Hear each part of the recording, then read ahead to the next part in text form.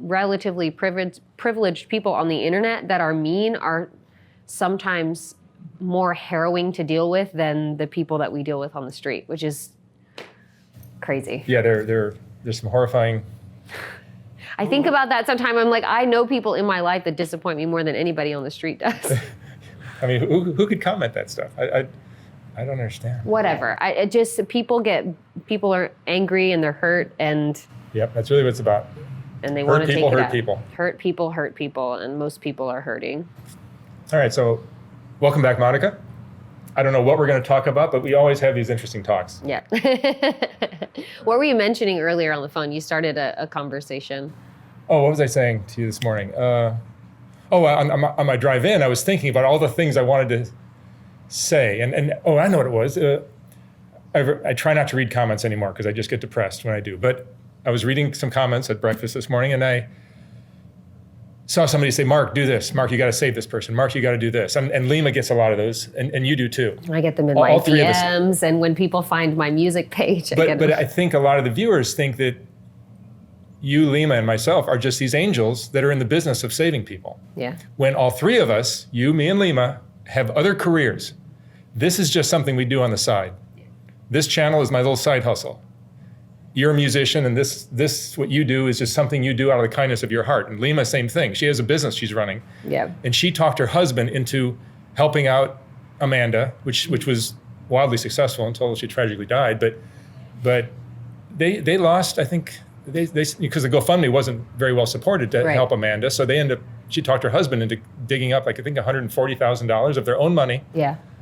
So when people say, sick Lima on this person, or Mark, you got to save this person when I'm already losing money with this channel, or you're supposed to save somebody, I think people don't understand that this is just something, we're not in the business of being kind, we're just, maybe we're doing some nice things for people, but at some point, it wouldn't be that terrible if somebody put down their phone and did something kind for someone else. Right, and that's what we talked about last time. I would love to save every person on your channel, but Likewise. First of all, what does saving even look like? I'm not qualified to, I'm not, a deity. I'm not qualified to do that anyway.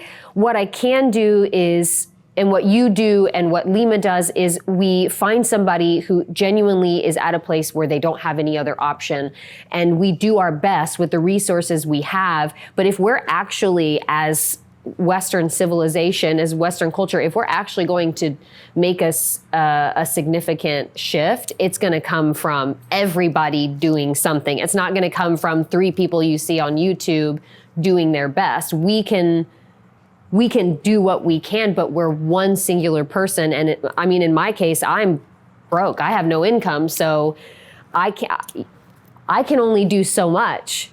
I'd see a lot of comments about, because of what I wear or whatever, she must be paying herself out of the nonprofit. I paid myself 3 times in the 4 years that I've been a part of the nonprofit. And it was very small amount of money. So that's the thing people don't understand, is we don't have this abundance that we can just throw. And even if we did, throwing money isn't solely going to fix it. It comes from these conversations and educating people that are willing to listen about the actual hurdles we're facing so that they can do their part. And if we all figure out how to come together, then we do have a shot. But in order to make change in a way, or shift things in a way that it affects the systemic things, it takes a lot more people than us. Yeah. And that's what's really the big overarching conversation, is mental health and the resources to mental health. That's what I'd like this talk to be mostly about, because people, on the surface, it's homelessness. That's the problem. But if you look a little bit under the surface, then there's drug addiction there. But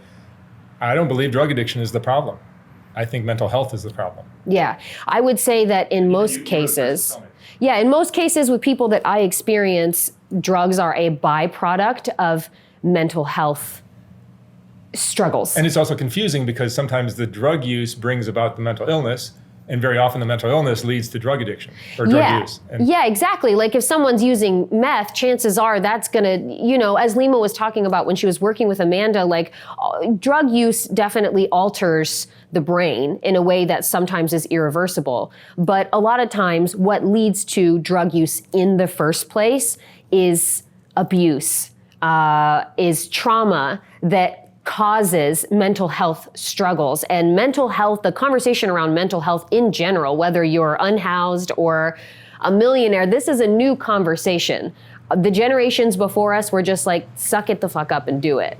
This is the first time that we've actually been able to have these conversations. So now that we're having them, let's dig deeper and recognize that even now, mental health services are accessible only to those of us who can afford it. And so that's why you and I were talking, and I was like, what if we figured out a way to have some psychiatrists and perhaps a few doctors come down to Skid Row and just be open to whether it's therapy a few hours a day or whatever it is, trying to help these people. But that's so tricky because some of them are using drugs, so it's impossible to diagnose. Yeah, I mean, the reason Amanda's recovery was so successful, I believe, was first off, she was in jail for 2 months. Right. Cold prison cell, nothing you can do. You can't use anything. And then she went straight from there, court ordered to go to rehab for a year, and there she got much better care. Mm-hmm. And she got all the psych meds for her schizophrenia, and she was also not using crack, and she started to recover. And she was also treated with dignity and kindness and love and respect. And that combination led to her to being who she was before she passed. And it was a beautiful transition.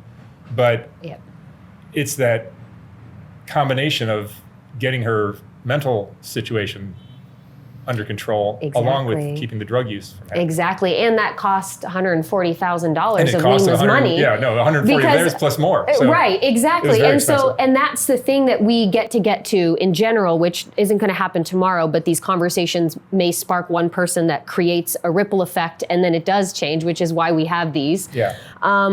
Like I'm helping a young lady who's in Poughkeepsie right now, and she's at a Buddhist center for the unhoused, and they wanted to put her in detox, but she's gone to detox so many times.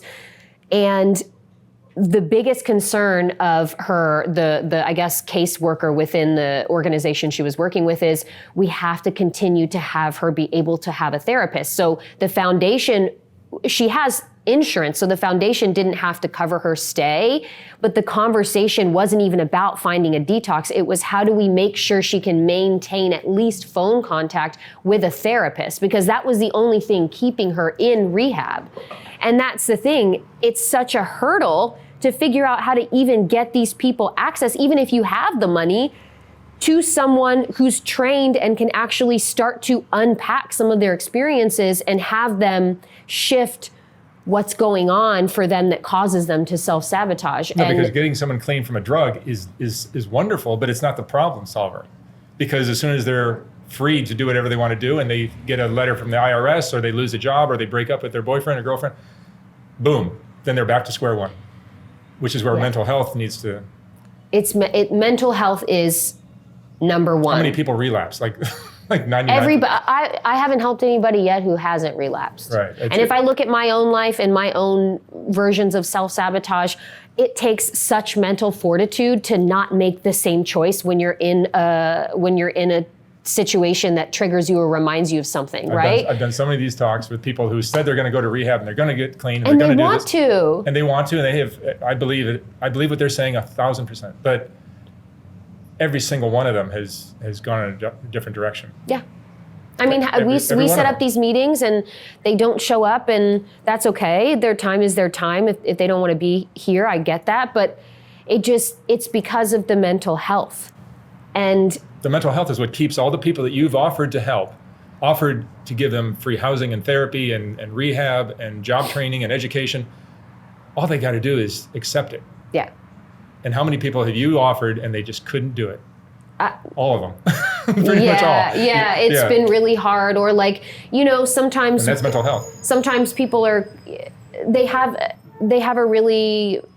people have a misunderstanding of what recovery looks like, and I don't blame them for that. I'm still learning what it looks like, and it's changing as time goes on, but it's like, people are like, okay, I want to go someplace with spas, and I want to be, I want to be in a lavish recovery center. And it's like, first of all, I don't know what foundation can afford that, but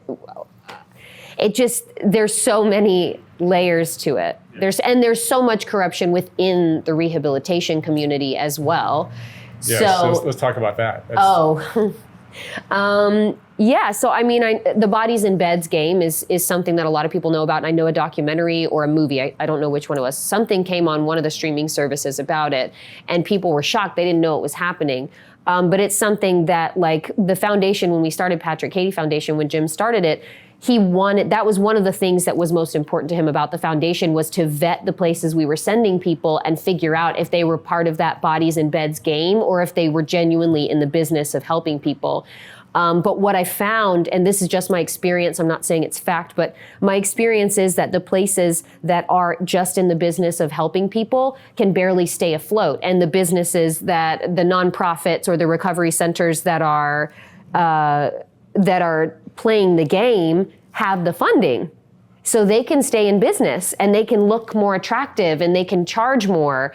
And these little tiny places, they have trouble. Yeah, they have trouble staying afloat. I think Jimmy, a young man that I interviewed recently, talked about he was guilty of doing this, where he was directed to go to a rehab in LA. And so tell me how it works.